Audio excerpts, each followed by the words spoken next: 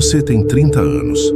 Acabou de se mudar para um apartamento modesto de 2 quartos, dividindo o espaço com um colega. Alguém conhecido, mas com quem mantém uma convivência neutra. Para garantir harmonia, vocês decidem repartir as tarefas domésticas de maneira justa.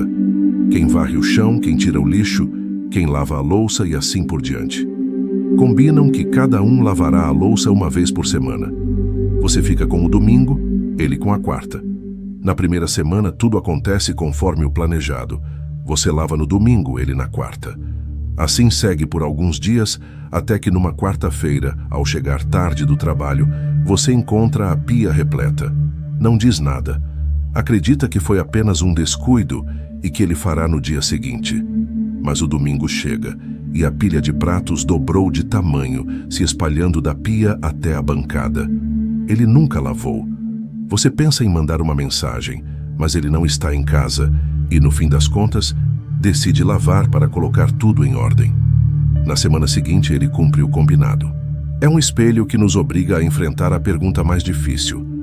Quem somos realmente quando ninguém está nos observando? Não temos controle absoluto sobre nosso ambiente, mas temos controle sobre nossas decisões.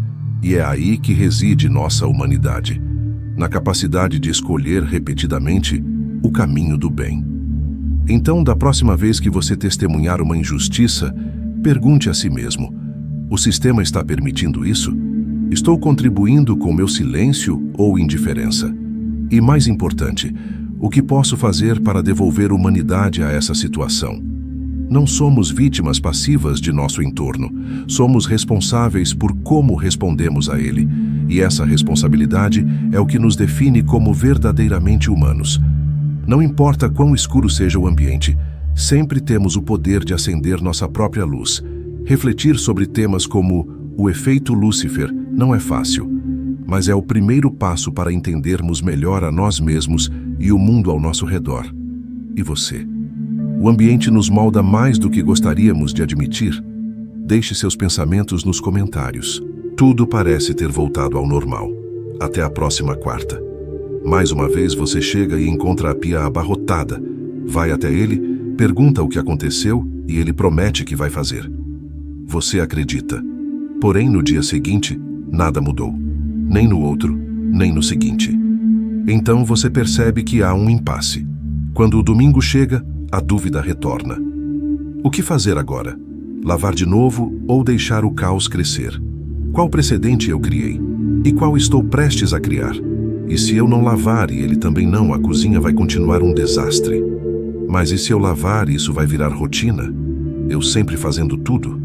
É nesse momento que a convivência se transforma em um dilema. Esse tipo de situação tem até um nome: o dilema do prisioneiro, um dos exemplos mais conhecidos da teoria dos jogos. Trata-se de um cenário em que duas pessoas se sairiam melhor cooperando, mas cada uma tem um motivo para agir de forma egoísta. O resultado? Se ambas se recusam a cooperar, as duas acabam perdendo. Neste caso, a vantagem individual é não gastar tempo lavando louça, mas o preço da falta de cooperação é uma cozinha suja e um ambiente desagradável. De modo geral, a teoria dos jogos é o estudo matemático das decisões e estratégias em situações em que o resultado de cada pessoa depende das escolhas das outras.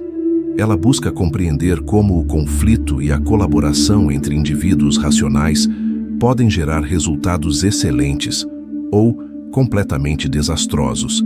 Em essência, é a ciência da estratégia, aplicada às relações sociais, aos negócios, à política e até à economia. Em toda a interação humana, desde uma conversa simples até decisões que envolvem nações, nossas escolhas têm impacto mútuo. Podemos transformar não apenas a nossa realidade, mas também a de quem está ao nosso redor e até do mundo. A teoria dos jogos propõe que qualquer decisão com um objetivo definido pode ser representada matematicamente. Em teoria, sempre há uma escolha racional e estratégica a se fazer. E com simulações computacionais, pesquisadores descobriram algo surpreendente.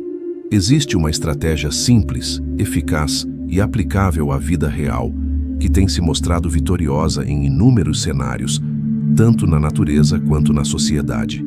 Mas antes de chegar a ela, é importante entender que, para a teoria dos jogos, o termo jogo não se refere apenas a entretenimento.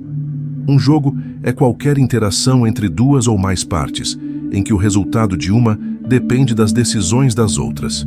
Isso vale para xadrez e pôquer, mas também para parcerias de negócios, disputas políticas, relações entre países e até para quem lava a louça. Esses jogos podem ser cooperativos ou não cooperativos. Nos cooperativos, as partes têm um propósito comum, como companheiros de equipe, sócios ou países aliados. Compartilham informações e recursos buscando benefícios mútuos. Já nos não cooperativos, o cenário é o oposto. Cada jogador busca o próprio interesse, muitas vezes às custas do outro. É o caso do antigo game show britânico Golden Balls, em que dois participantes decidiam se dividiriam ou roubariam um prêmio em dinheiro. Se ambos dividissem, os dois ganhavam. Se um roubasse e o outro dividisse, o ladrão levava tudo. Se ambos roubassem, ninguém ganhava. Nessas situações únicas, a teoria dos jogos mostra que sempre há uma estratégia dominante, aquela que oferece o melhor resultado possível, independentemente da escolha do outro. No caso do Golden Balls, a decisão racional seria sempre roubar. Afinal, se o outro dividir, você ganha mais. Se o outro roubar, você não sai em desvantagem. Mas a vida real não é um programa de TV. As interações não terminam em um único episódio. Elas são contínuas, com consequências que se acumulam. As decisões se repetem, as relações evoluem e o impacto se prolonga no tempo. Em 1980, o cientista político Robert Axelrod quis descobrir qual seria a melhor estratégia de decisão possível na prática. Ele organizou uma competição entre programas de computador que simulavam o dilema do prisioneiro repetido. Cada programa representava uma estratégia. Alguns eram agressivos, outros imprevisíveis, e outros gentis e colaborativos. No fim, o vencedor foi o mais simples de todos, o Tit for Tat, em português, olho por olho. A lógica era direta: começar cooperando e depois espelhar o comportamento do outro. Se o outro cooperasse, continuava cooperando. Se traísse, retribuía com traição. Mas se o outro voltasse a cooperar, perdoava e recomeçava.